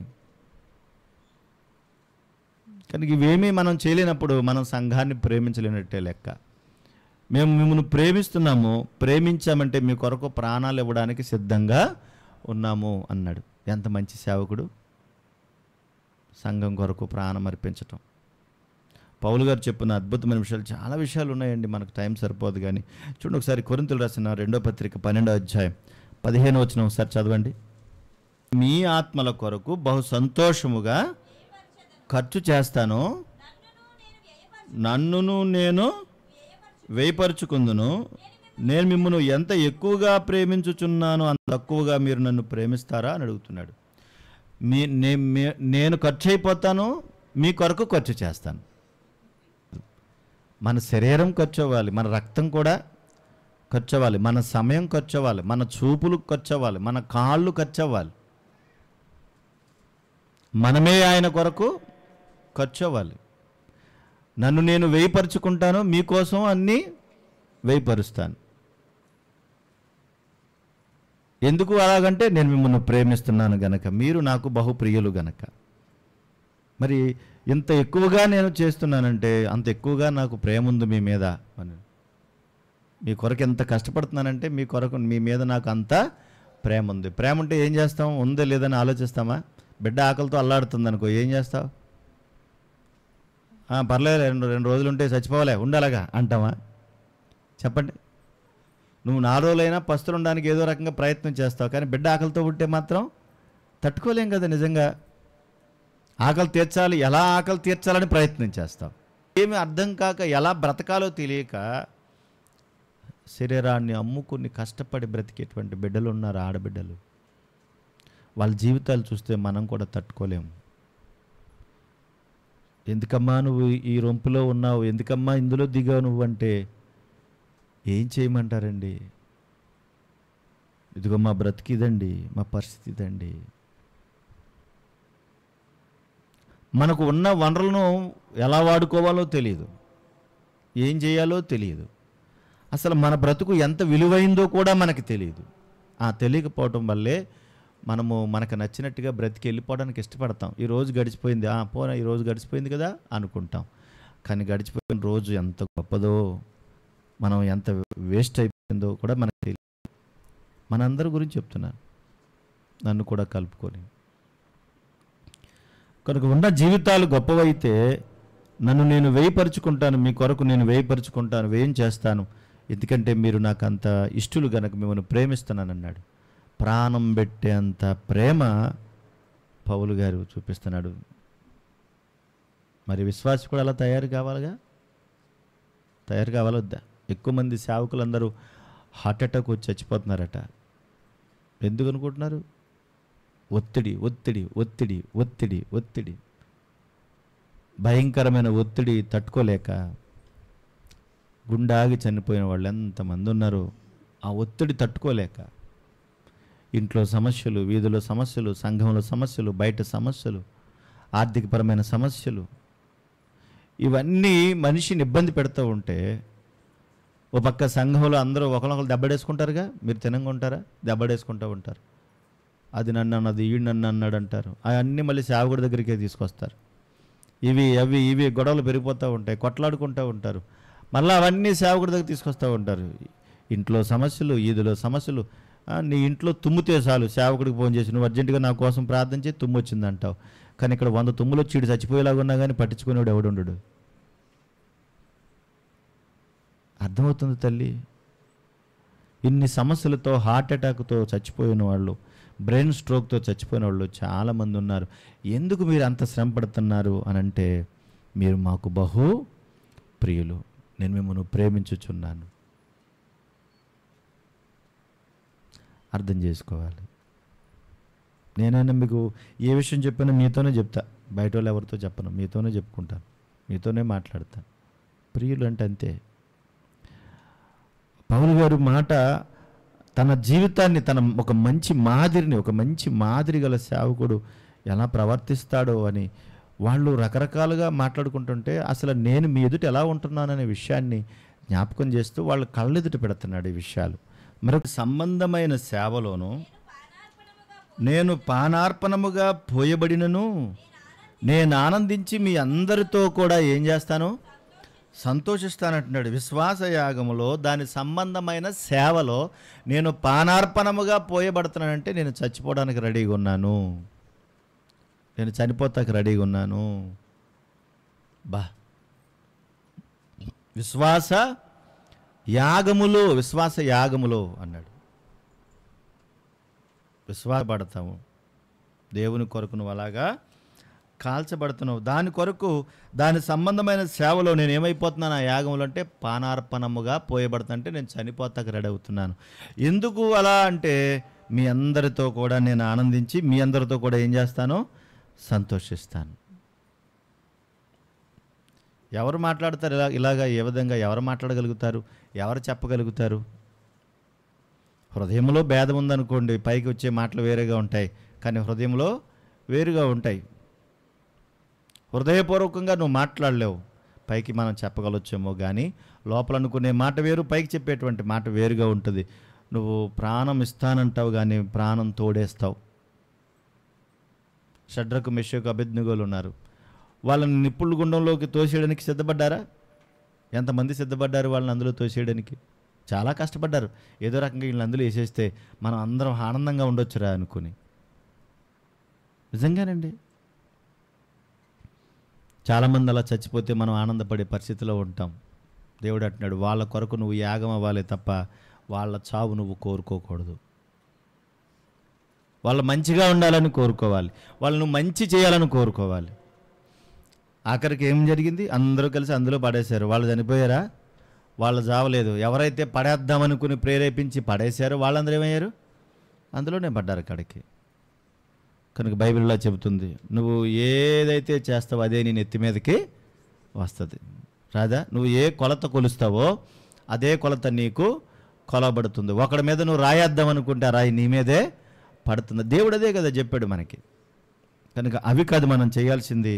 పానార్పణముగా నేను పోయబడుతున్నాను, అవసరమైతే నువ్వు కూడా అలా ఉండాలి అనే సంగతిని జ్ఞాపకం చేస్తున్నాడు. కాబట్టి మనము సేవకుడు ఒక్కడే కాదు, విశ్వాసం అందరికీ కూడా ఈ బాధ్యత ఉంది, మర్చిపోకండి. మనం మాదిరిగల సేవకుడి గురించి మనం చెప్పుకున్నా విశ్వాసికి కూడా అలాంటి బాధ్యత ఉంది. యోహాను రాసిన మొదటి పత్రిక 3వ అధ్యాయం 16వ వచనం భాగం చూడండి. 16వ వచనం 16. అమ్మా, ఆయన మన నిమిత్తము తన ప్రాణము పెట్టెను గనుక అమ్మా దీని వలన ప్రేమ ఎట్టిదని తెలుసుకొనుచున్నాము. మనము కూడా సహోదరుల నిమిత్తం మన ప్రాణములను పెట్ట బద్ధులమై ఉన్నాము అన్నాడు. ఆయన మన కొరకు ప్రాణం పెట్టాడు, మరి మనకేం అప్పగించాడు బాధ్యత అంటే మనము కూడా అందరి కొరకు ఏం చేయమంటున్నాడు? ప్రాణం పెట్టాలి అంటున్నాడు. ప్రాణం పెట్టే స్థాయికి మనం ఎదగాలి. అది విశ్వాసం, అదే మన విశ్వాసం. మనకేమో ఇంట్లో వాళ్ళతో పడదు, వీధిలో వాళ్ళు పడదు, పక్కోళ్ళతో పడదు, సంఘంలోనూ పడదు, సహవాసంలో పడదు. ప్రతి చిన్నదానికి శంక పెట్టుకుంటూ ఉంటాం, ఏంటేంటో మాట్లాడుతూ ఉంటాం. పేరుకి మాత్రం విశ్వాసులం. మంచిదేనా? ఈ లక్షణాలు మంచివేనా? అందరిలాగే నువ్వు ఆలోచించావు, అందరిలాగే నువ్వు ఉన్నావు, అందరిలాగే మాట్లాడుతున్నావు, అందరిలాగే ప్రవర్తిస్తున్నావు, అందరిలాగే అన్నీ చేసినప్పుడు వాళ్ళకి మనకి తేడా ఏముంది చెప్పండి? ఎవరికి నువ్వు మాదిరిగా ఉన్నావు? లేవుగా. కనుక ఇవేమీ నువ్వు చేయాల్సినటువంటి పనులు కాదు. జాగ్రత్త.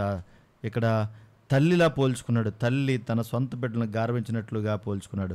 అంతేకాదు, మీరు మాకు బహుప్రియులు అని అన్నాడు. ఆ తర్వాత 9వ వచనంలో, అవును సహోదరులారా, మా ప్రయాసమును కష్టమును మీకు జ్ఞాపకం ఉన్నది కదా అంటున్నాడు. మా ప్రయాస మా కష్టం, మేము ఎంత మీ కొరకు ప్రయాసపడ్డామో, ఎంత కష్టపడ్డామో జ్ఞాపకం ఉన్నది కదా అని ఎవరితో చెప్తాం? ఎవరితో అంటాం? అమ్మా నీకు గుర్తుంది కదా అని ఎవరితో చెప్తాం?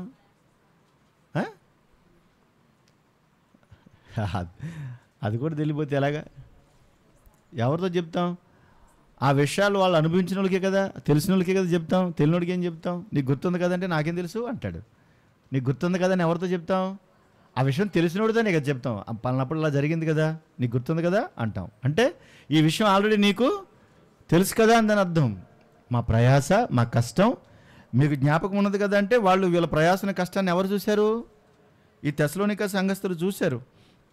మేము మీలో ఎవనికైనాను భారముగా ఉండకూడదని రాత్రింబగళ్ళు కష్టము చేసి జీవనము చేయొచ్చు మీకు దేవుని సువార్త ప్రకటించితే మీ దగ్గర నుంచి మేమేమో ఆశించలేదు, మీ దగ్గర నుంచి మేమేమీ పట్టుకెళ్ళలేదు. గడిచిన వారం జ్ఞాపకం చేశాను. సమూయేలు గురించి కూడా మాట్లాడినప్పుడు కదా కొన్ని సంగతులు అప్పుడు జ్ఞాపకం చేశాను. పౌలు కూడా చెప్పాడు, నేను మీ దగ్గర ఏం పట్టుకెళ్ళాను? వెండి అట్టుకెళ్ళానా, బంగారం అట్టుకెళ్ళానా, ఏం పట్టుకెళ్ళాను అని అడిగాడు. కనుక మేము ఏం చేసాం? రాత్రింబగల్లో కష్టపడ్డాం. మా కష్టం మీకు గుర్తుంది కదా. అలా చేసి మీకు దేవుని సువార్తను ప్రకటించాం. మేము చాలా కష్టపడ్డాం, ప్రయాసపడ్డాం. ఇది మీకు జ్ఞాపకం ఉంది కదా అంటున్నాడు. 10వ వచనం, మేము విశ్వాసులైన మీ ఎదుట అని మాట్లాడుతున్నాడు. మీ ఎదుట అంటే ఎలా ఉన్నారు మీరు? ఆయన వాళ్ళ యొక్క ప్రవర్తన గురించి మాట్లాడుతున్నాడు. పౌలు గారు వారి ప్రవర్తన గురించి మాట్లాడుతున్నాడు. మేము మీ ఎదుట ఎలా ఉన్నామంటే అని భక్తిగాను, నీతిగాను, అనింద్యముగాను ప్రవర్తించితిమో దానికి మీరు సాక్షులు, దేవుడును సాక్షి అన్నారు. ఎలా బ్రతికారంట? భక్తిగాను, నీతిగాను, అనింద్యముగాను అంటారు. మేము ఎలా ఉన్నాం మీ ఎదుట, ఇది మా ప్రవర్తన అని చెప్తున్నాడు. మా నీతిని బట్టి, మా భక్తిని బట్టి, మా అనింద్యత్వాన్ని బట్టి మీరు మార్పు చెందాలి కదా, మమ్మల్ని గురించి మీరు తెలుసుకోవాలి కదా, ఇది మా ప్రవర్తన. ఈ అన్ని విషయాల్లో మీకు మేము మాదిరిగా ఉన్నాము అంటున్నారు. పరిశుద్ధ గ్రంథములో బైబిల్ నుండి చూస్తే పురుషులను అడుగుతున్నాను నీటు, బైబిల్లో మీకు ఎవరు మాదిరి? బైబిల్లో ఉన్న వాళ్ళలో కొత్త నిబంధన కానీ పాత నిబంధన కానీ మీకు ఎవరు మాదిరి?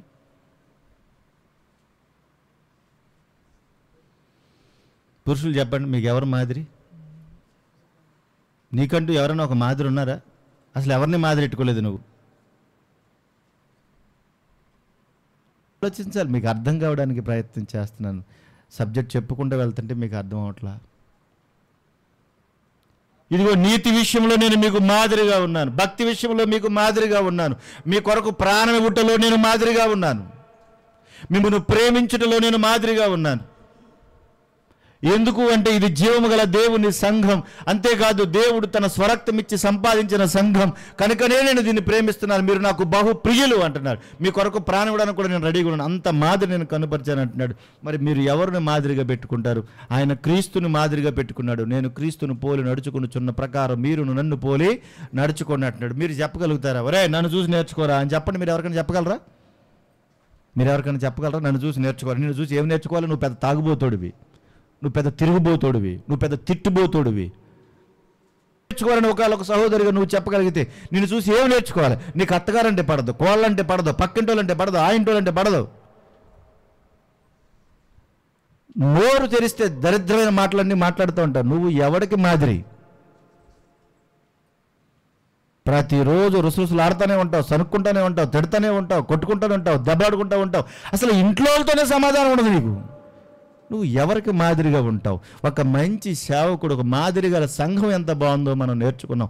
ఒక మాదిరి గల మంచి సేవకుడు ఎలా ఉంటాడో మనం నేర్చుకున్నాం. మరి మనం కూడా మాదిరిగా ఉండాలనే కదా దేవుని తాపత్రయం. ఇదంతా ఆయన తాపత్రయం అదే కదా. ఇతరుల గురించి మాట్లాడమంటే తెగ చెబుతాం, కానీ మన గురించి మాట్లాడమంటే ఏమి మాట్లాడరావు. నా గురించి నేను అంతా మంచిగా చెప్పుకుంటాను. చెడ్డ మాటలు చెప్తారేంటి? నేను వీరుణ్ణి సూర్యుణ్ణి అంటాను. మరి పక్కోడు మాత్రం మంచోడు కాదని చెప్తాను. నా గురించి చెప్పుకోవడానికి వస్తే మాత్రం అబ్బో నేను చాలా మంచోనని చెప్తాను. ఇది మన బలహీనత. మరి నువ్వు ఎవరు మాదిరి?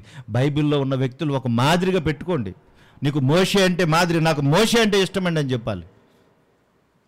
మోషే నాకు ఇష్టమన్నా అంటే అసలు మోషే ఎలా ప్రవర్తిస్తున్నాడు, ఎలా మాట్లాడుతున్నాడు, అసలు మోషే క్యారెక్టర్ ఏంటి, దాన్ని అధ్యయనం చేయాలి. నాకు రూత్ అంటే ఇష్టమండి అంటే రూతులాగా రూత్ ఏం చేస్తుందో నేర్చుకోవాలి, రూత్ ఎలా ప్రవర్తిస్తుందో నేర్చుకోవాలి. బైబిల్లో ఉన్న వ్యక్తులు మనం మాదిరిగా పెట్టుకోవాలి, దరిద్రంగా తీసుకోవాలి. ఇది చాలా ఇంపార్టెంట్. ఇదిగో మేము భక్తిలో ఎలా ఉన్నాను, నేను మాదిరిగా ఉన్నాను. తర్వాత నీతిలో ఎలా ఉన్నాను, మాదిరిగా ఉన్నాను.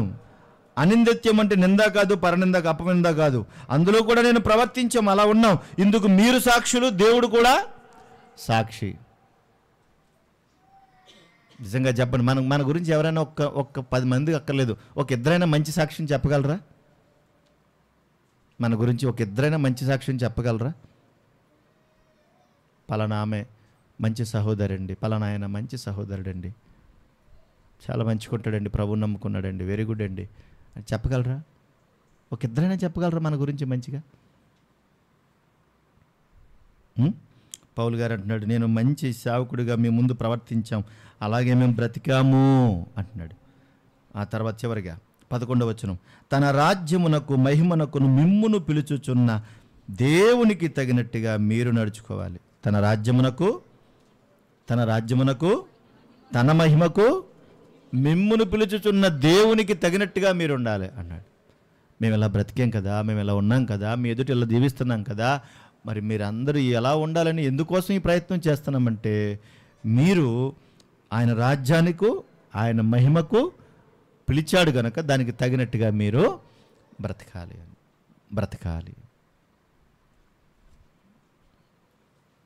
అత్తగారింటికి వెళ్ళేటప్పుడు కోడలకి ఎన్ని చెప్తారు, కొత్తగా ఇంటికి వెళ్తుంది ఎలా ఎన్ని చెప్తారు చెప్పరా? అమ్మ జాగ్రత్త అమ్మా, ఎత్తిన తల ఎత్తినట్టే ఉంచకమ్మా, తల దించమ్మా, ఇక్కడ నువ్వు పొగరబోతుగా మాట్లాడినా పర్లేదమ్మా, మనిల్లమ్మా, అక్కడ మనిల్లు కాదమ్మా, కాబట్టి అక్కడ కొంచెం తలకే దించమ్మా, మంచిగా మాట్లాడమ్మా, గౌరవంతో మాట్లాడమ్మా అంటది. అసలే లొడలొడ వాగుతూ ఉంటుంది. ఆ వాగుడికాయ నోరు కట్టుకోవడానికి చాలా ప్రయత్నం చేస్తూ ఉంటుంది అత్తోరింటికాడ, చాలా ప్రయత్నం చేస్తూ ఉంటుంది, కానీ ఆగదు. అప్పుడప్పుడు సడన్గా 4 డైలాగులు వచ్చేస్తూ ఉంటాయి బయటికి, మళ్ళీ కంట్రోల్ చేసుకుంటూ ఉంటుంది. ఎందుకో తెలుసా? తన ఇంటిని విడిచిపెట్టి మరొక ఇంటికి వచ్చింది. ఇప్పుడు ఇదే తన ఇల్లు గనక ఆ ఇంటిలో ఉన్న గౌరవ మర్యాదలు కాపాడాలని ప్రయత్నం చేస్తుంది. ఎందుకు ఇది చెప్పానంటే, సంఘంలోనికి వచ్చాం, సహవాసంలోకి వచ్చాం, ఆయన రక్తం చేత కడగబడ్డాం, ఒక ఉన్నతమైన ఒక మంచి కుటుంబంలోకి వచ్చాం. ఈ కుటుంబం దేని కొరకు, ఈ సహవాసం దేని కొరకు అంటే ఆయన రాజ్యములో ఉండి ఆయనను మహిమపరచాలి. ఆ మహిమ కొరకు ప్రయత్నం చేయాలి. ఆ మహిమ కొరకు ఏది అడ్డంగా ఉంది దాన్ని ఏం చేయాలా? తుంచేయాలి. ఏది అడ్డంగా ఉందో దాన్ని తుంచేయాలి. మా ఇంట్లో ఉన్నప్పుడు నేను ఇలాగే ఉంటాను అంటే కుదరదు. ఇక్కడ నీ ఇంట్లో అలా ఉన్నవేమో, కుదరదు. ఇక్కడ నీ ఇల్లు అంటే లోకం, అర్థమవుతుందా? నీ ఇల్లు అంటే లోకం. నేను అక్కడ ఎలా ఉన్నప్పుడు ఇలాగే ఉన్నాను, నన్ను అసలు అడిగాడు ఎవడో లేడు అంటే అడగడం ఎవడు ఉండడు అక్కడ, అది లోకం. కానీ ఇప్పుడు నీ ఇల్లు మారింది, నీ కుటుంబం మారింది. ఈ కుటుంబంలో ఇష్టానుసారంగా ఉంటే కుదరదు. కనుక ఏదైతే ఉన్నాయో వాటిని అన్నింటిని ఏం చేయాలా? మనందరం సరి చేసుకొని సరిదిద్దుకొని ఆయనకు మహిమ తెచ్చేది ఏది ఉంది నాలో, ఆయనకు అవమానం తెచ్చేది ఏది ఉంది నాలో పరీక్షించుకోవాలి. వాటిని సరిదిద్దుకొని సరి చేసుకోవాలి. నేను అక్కడ ఉన్నట్టు ఇక్కడ కూడా ఉంటానంటే కుదరదు. అలాగా అలా ఉండడం వల్ల అంతా నష్టపోతాం, అంతా ఇబ్బంది పడతాం. తన రాజ్యమునకు మహిమనకు మిమ్మును పిలుచున్న దేవునికి తగినట్టుగా మీరేం చేయాలా? నడుచుకొనవలనని పౌలు గారు ఒక మంచి మాదిరి గల దైవ సేవకుడు చేసేటువంటి పనులు మళ్ళా జ్ఞాపకం చేస్తున్నాడు ఇక్కడ. మీరు అలా నడుచుకోవాలి. కాబట్టి మీరు నడుచుకోవాలని నేనేం చేస్తున్నాం? మేము మీలో ప్రతి వాణిని హెచ్చరించొచ్చు అన్నాడు. ఒక మాదిరి గల సేవకుడు ఏం చేస్తాడు? హెచ్చరిస్తాడు. తప్పు, ఇలా చేయకూడదు, అది మంచిది కాదు అని హెచ్చరిస్తాడు. ఆ తర్వాత ధైర్యపరుస్తాడు. ఒకవేళ నువ్వు బలహీనతగా ఉన్నా, ఇబ్బంది పడుతున్నా, కష్టం ఎదుర్కొంటున్నా, ఏం పర్లేదు, ధైర్యంగా ఉండు, ప్రభువు నీకు సహాయం చేస్తాడు, ధైర్యంగా ఉండు, ధైర్యపరుస్తాడు. అంతేకాదు సాక్ష్యం ఇచ్చుచు అన్నాడు. సాక్ష్యం ఇచ్చడం అంటే నీకు ఈ కష్టం వచ్చిందని బాధపడుతున్నావు కదా, ఓహో ఇలాంటి కష్టాలు నేను చాలా పడ్డాను, ఇవన్నీ పడి ఇక్కడికి వచ్చాను నేను, కాబట్టి నీకేం భయం లేదు, నన్ను కాపాడిన దేవుడు నిన్ను కూడా కాపాడతాడు, సాక్ష్యం చెప్తున్నాడు అని చెప్తే ఏం చేస్తున్నాడు ఆయన? తండ్రి తన బిడ్డ నడుచుకుని రీతిగా మీలో ప్రతివాడు మేము నడుచుకుని మీకు తెలియను. ఒక తల్లిలాగా ప్రవర్తించాడు, చూసారా? ఒక సేవకుడిలాగా ప్రవర్తించాడు, ఒక తండ్రిలాగా ప్రవర్తించాడు. ఎంత మంచి విషయాలండి. ఒక తండ్రి ఏ విధంగా అయితే బిడ్డలలో నడుచుకుంటున్నాడో, అంటే ఎలా నడుచుకుంటాడు తండ్రి? తల్లి ప్రేమ పైకి కనబడద్ది, తండ్రి ప్రేమ కనబడద్దా పైకి? తల్లులు పైకి ఏడుస్తారు, తండ్రులు లోపల ఏడుస్తారు. కనబడరండి బిడ్డలకు చెప్పలేక. బాధ్యత లేదని మనం అనుకుంటాం, కానీ వాళ్ళకి బాధ ఉంటుంది, లోపల బాధ ఉంటుంది. వీళ్ళని ఎలా రక్షించాలని గట్టిగా చెప్తే వీడేమైనా అనుకుంటాడేమో, వీడేమైనా బాధపడిపోతాడేమో, ఏదైనా చేసుకుంటాడేమో అని భయం. కనబడదు పైకి. కనుక తండ్రి అంటున్నాడంట, హెచ్చరించుతూ. ఒక తండ్రి ఏం చేస్తాడు? ఒక మంచి తండ్రి హెచ్చరిస్తాడు. ఎలా పోతే నాకెందుకు అనుకోడు, హెచ్చరిస్తాడు. ఆ హెచ్చరికకు లోబడాలి. అంతేకాదు ధైర్యపరుస్తున్నాడు. ఎవరికైనా ఏదైనా అయిందనుకోండి, సంఘంలో ఎవరికైనా అయిందనుకోండి, ఏమన్నా కష్టం వచ్చిందనుకోండి, ఏం చేస్తాం మనందరం? ఉండే ఉంటాడు, పోతాడు అనుకుంటామండి. అలాగా అయ్యో పలానానికి ఇంత కష్టం వచ్చింది, ఎందుకు ఇలా బాధపడుతున్నాడు, ఏమైందో ఏంటో తెలుసుకోండి అమ్మా, చూడండి, వాళ్ళ గురించి ఆలోచించండి అమ్మా, ప్రార్థన చేసి రండి అమ్మా వెళ్ళి. ఎందుకు అంటే ఇది లోకం అయితే కాదు, లోకం కాదు ఇది. ఒక మంచి తండ్రి ధైర్యపరుస్తున్నాడు, సాక్ష్యం ఇస్తున్నాడు. అంతేకాదు ఏం చేస్తున్నాడు? హెచ్చరిస్తున్నాడు. తండ్రి తన బిడ్డలలో నడుచుకున్నట్టుగా ఏం చేస్తున్నాడంట? నడుచుకుంటున్నాడు. కనుక ఇదొకటి చాలా ఇంపార్టెంట్. ఒక తండ్రిలాగా ప్రవర్తించాడు, ఒక పాలిచ్చే తల్లిలాగా ప్రవర్తించాడు. మేము మీకు మాదిరిగా ఉన్నాం, ఒక మంచి ప్రవర్తన ద్వారా మాదిరిగా ఉన్నాం, మిమ్మల్ని ఇష్టలుగా చూస్తున్నాం అంటున్నాడు. చూడండి ఒకసారి కొరింథీయులకు రాసిన 2వ పత్రిక 1వ అధ్యాయం 5వ వచనం 1 చదువమ్మా. కొరింథీయులకు రాసిన మొదటి పత్రిక 1:5. క్రీస్తును గూర్చిన సాక్ష్యము మీలో స్థిరపరచబడినందున ఆయన యందు మీరు ప్రతి విషయములోను, అనగా సమస్త ఉపదేశములో సమస్త జ్ఞానములో మీరేమవుతారు? క్రీస్తును గూర్చిన సాక్ష్యం విషయములో అన్నాడు. సాక్ష్యం ఇవ్వడంలో మేము కాపాడుకుంటున్నాం, సాక్ష్యం ఇవ్వడంలో మిమ్మల్ని గణపరుస్తాకు సిద్ధపడుతున్నాం, సాక్ష్యం ఇవ్వడంలో మిమ్మల్ని హెచ్చరిస్తున్నాం, సాక్ష్యం ఇవ్వడంలో మిమ్మల్ని ధైర్యపరుస్తున్నాం. ఓ మాదిరి గల మంచి దైవ సేవకుడు ఎలా ఉంటాడో మన కళ్ళెదురుగుండా కనిపిస్తూ ఉంది. మరి మనకు రివర్స్, మీరు అన్నీ చేసుకోండి పాస్టర్ గారు, మేము వచ్చి వాక్యం వింటామంటారు. మనం అంతే కదా, మనం రివర్స్ కదా. మనం అన్నీ మీరు చేసుకోండి, మేము వచ్చి వాక్యం వింటాం. వాళ్ళు అంటున్నారంట, అన్నీ చేసిన తర్వాత అప్పుడు వచ్చి స్టేజ్ మీద కూర్చుంటాడంట. కూర్చున్న తర్వాత కూడా అందరినీ తిడతాడంట. ఇక్కడ ఇలా చేసేవేంటి, అక్కడ అలా చేసేవేంటి అని అందరినీ తిడతాడంట. మీరు అర్థం చేసుకోండి ఎంత మాదిరి. మనకు అలవాట్లేదు, మనం కూర్చోలేం కూడా.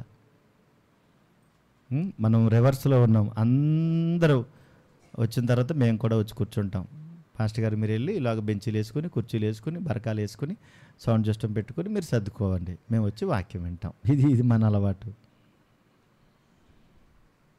సాక్ష్యం ఇచ్చుటలో ప్రభు మనల్ని కాపాడడానికి సిద్ధపాటు చేశాడు, ఆయన కొరకు సాక్షులుగా బ్రతకడానికి. అంతేకాదు ఎఫెసీ పత్రిక ముగిస్తాను. ఎఫెసీ పత్రిక 5వ అధ్యాయం 2వ వచన భాగం 5:2. క్రీస్తు మిమ్మును ప్రేమించి పరిమళ వాసనగా ఉండుటకు మన కొరకు తన్ను తాను దేవునికి అర్పణముగాను బలిగాను అప్పగించుకొనును అన్నాడు. ఏం చేస్తున్నాడంట? క్రీస్తు మిమ్మును ప్రేమించి మీరు ఎలా ఉండాలి? పరిమళ వాసనగా ఉండడానికే ఆయన అప్పగించుకున్నాడంట. పరిమళ వాసన అంటే అమ్మా ప్రసంగ గ్రంథంలో ఉంటుంది మనకి, బొక్కవాని చచ్చిన ఏగలు పడుట చేత అది చెడు వాసన కొట్టును అన్నాడు. బొక్కవాని తైలం అంటే సెంటే కదా, సెంటే కదా. ఇప్పుడు సెంటు మంచిదే, కానీ అందులో చచ్చిన ఏగలు పడ్డాయి, ఎలా ఉంటుంది? ఇప్పుడు మంచి వాసన వస్తుందా? అమ్మా, నువ్వు స్నానం చేయకుండా ఎంత కొట్టుకుంటే మాత్రం నీ కుళ్ళు కొంపు పోకుండా ఉంటుందా? 4 రోజుల నుంచి స్నానం చేయలేదు ఏంటనేదా ఇలా పాముకుంటారు కదా.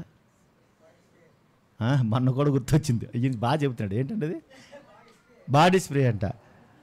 నువ్వు 4 రోజుల నుంచి స్నానం చేయకుండా ఎంత ఇది కొట్టుకున్నా నీ కంపు పోతుందా? నీ కంపు పోతుందా అంటే అది పోయేదేమీ కాదు, నీ స్మెల్ అలాగే ఉంటుంది. ఇది అది కలిసి ఇంకా చచ్చిన కన్నా దారుణంగా వాసన వస్తుంది. అంటే ఏంటన్నమాట, యేసుక్రీస్తు ప్రభు వారేమో నువ్వు ఎలా ఉండాలంటున్నాడు ఆయన, పరిమళ వాసనగా అంటే సువాసనగా ఉండడానికే నేను అప్పగించుకున్నాను. చూసారా, మనం ఎలా ఉండాలంటే లోకానికి పరిమళ వాసనగా ఉండాలి. కానీ మనం ఎలా ఉన్నామంటే చచ్చిన ఎలా వాసన వస్తుంది, అలా కంపు కొడుతున్నాం. కనుక అలా కాదు, ఆయన చెప్పినట్లుగా ఒక మంచి సేవకుడు ఒక మాదిరి ఎలాగైతే చూపించాడో, నిజంగా అలాంటి మంచి సేవకునప్పుడు సంఘం ఏమవుద్ది చెప్పండి? సంఘం ఎలా ఉంటుంది? ఎంత బాగుంటుంది? సంఘం ఎంత అభివృద్ధి పొందుతుంది కదా. ఎంతమంది ఉన్నారన్నది ముఖ్యమా, ఎంతమంది బాగున్నారన్నది ముఖ్యమా? ఎంతమంది ఉన్నారు? మా సంఘంలో 3,000 మంది ఉన్నారు. 3,000 మంది ఏం చేయాలి? ఆయన ఎవరో సంఘంలో అంటే ఆదివారం వచ్చేటికి 50,000 మంది వస్తారంట. 50,000 అంటే తప్పు ఎవరిది? ఇప్పుడు తప్పు ఎవరిది అనుకుంటున్నారు? సేవకుడిది తప్పు. సంఘంలో ఇప్పుడు 50,000 మంది ఉండకూడదు, అసలు ఉండకూడదు. 300 మంది మించి ఉంటే దాన్ని డివైడ్ చేసేయాలంటండి, ఉంచకూడదంట అసలు. ఎందుకంటే పట్టించుకోవాలి సంఘాన్ని. 50,000 మంది ఉంటే 50,000 మందికి లెక్క చెప్పాలి నువ్వు సేవకుడిగా. వాళ్ళందరూ ఆత్మలకి లెక్క చెప్పాలి. ఎవరిని ఎలా పెంచావో చెప్పు. 50,000 మందిలో కన్నున్న వాడు నీకు తెలుసా? అసలు వాడు ఎలా బతుకుతున్నాడో తెలుసా? వాడి కష్ట సుఖాలు ఏంటో తెలుసా? ఆధ్యాత్మికంగా ఎదిగాడా చచ్చిపోయాడో తెలుసా? చాలి ఒక తల్లిలాగా, ఒక తండ్రిలాగా, ఒక బహుప్రియుల్లాగా ప్రేమించి తన ప్రవర్తనను కనుపరిచినటువంటి సేవకుడు ఏ విధంగా అయితే ప్రవర్తించాడో ఆ సంఘం కూడా అలాగే ప్రవర్తించాలి. కారణం ఏంటంటే ఆయన రాజ్యంలో ఆయన మహిమ కొరకు మనం బ్రతకడానికి, పరిమళ వాసనగా మనం ఉండడానికి క్రీస్తు మన కొరకు తన్ను తానే అప్పగించుకున్నాడు. అది ఆయన బాధ్యత. అవసరమైతే మనం కూడా ఆయనకు ప్రాణాలు అర్పించాలి. అంతేకాదు, ఒకవేళ ఎవరైనా మన గురించి కాదు, వింటున్న వాళ్ళ గురించి చెప్తున్నాను, ఎవరైనా ఒకవేళ నువ్వు వెళ్ళే సంఘం అలాగే ఉందనుకో, నువ్వు వెళ్ళే సేవకుడు కూడా అలాగే ఉండనుకో, మరి ఏం చేస్తావు? ఏం చేస్తావు? నువ్వు వెళ్ళే సేవకుడు ఒకవేళ అలాంటోడే అవుతే, అలాగే ఉంటే ఫస్ట్ చెప్పాలి, మర్యాదపూర్వకంగా మాట్లాడాలి, ప్రార్థించాలి. అప్పుడు కూడా వినకపోతే ఆహారం కోసం వెళ్ళిపోవాలి, తప్పదు. ప్రార్థించాలి, ప్రయత్నించాలి, చెప్పాలి. అప్పుడు కూడా అలాగే ఉంటే మరి నీ ఆత్మ కుంటుపడిపోద్ది కదా. అప్పుడు నువ్వు త్వజించాలి. అంతకుమించి ఇంకేం చేయలేం. కనుక విన్న మాటలని జ్ఞాపకం చేసుకుని, పౌలు గారు చెప్పిన విషయాలు గుర్తు చేసుకుని, ఆ ప్రకారంగా మన బ్రతుకులు మనం బాగు చేసుకుని పరిమళ వాసనగా మనం ఉండాలి. అట్టి కృపా ప్రభు మనకు దయచేయునుగాక. ఆమేన్. ప్రార్థన చేసుకుందాం. కళ్ళు మూసుకోండి. ప్రార్థన. ప్రేమగల మా తండ్రి, నమ్మదగిన దేవా, మీ ఘనమైన నామాన్ని బట్టి మీకు కృతజ్ఞతలు, స్తోత్రాలు, వందనాలు తండ్రి. మీ ఆలోచనలు, మీ తలంపులు గొప్పవి. జుంటి తేనె దారుల కన్నా మధురమైనది మీ మాట. ఈ లోకంలో అతి పరిశుద్ధమైనది, అతి గొప్పది ఏదన్నా ఉంటుంది మీ సంఘమే. కనుక జీవము గల దేవుని సంఘం, స్వరక్తమిచ్చి సంపాదించిన సంఘం అని మీరు మాకిచ్చిన రీతిగా మీ నామాన్ని ఘనపరుస్తూ, స్తుతిస్తూ మీ ఎదుట ఉన్నతంగా బ్రతకడానికి సహాయం చేయండి, సమాధానపరచండి, మీ ఆలోచనల ప్రకారంగా నడిపించండి. ఒక మాదిరి గల మంచి సేవకుని యొక్క సాక్ష్యాన్ని విన్న మేము మీ చిత్తానుసారంగా మీ వాక్యపు వెలుగులో మేము కూడా క్రీస్తునందు పరిమళ వాసనగా ఉండునట్లుగా మీ సహాయమును అందించండి. విన్న ప్రతి వారిని బలపరచండి. మంచి సేవకులుగా, మంచి విశ్వాసులుగా, మంచి సహవాసులుగా ఎదిగి ఫలించే అనుభవాలు దయచేయండి. నీ నామ మహిమార్థమైన మీరు నడిపించండి. నేను బలారాధన అంతట్లో తోడుగుండి మహిమ ఘనత ప్రభావాలు మీరు పొందమని ప్రభా, వాక్యము లేక బాధపడుతున్న వారిని దర్శించండి, మాట్లాడండి. దుర్దినాలలో బ్రతుకుతున్న సందర్భాలను బట్టి దైవికమైనటువంటి చక్కటి అనుభవాలలో ఎదిగి ఫలించేవారుగా నడిపించండి. దుష్ట సంబంధమైన క్రియల నుండి దూరపరచండి. దైవికమైన ఆలోచనలతో నింపి మీరు మహిమ పొందమని క్రీస్తు యేసు పరిశుద్ధ నామమున అడుగుచున్నాం తండ్రి. ఆమేన్.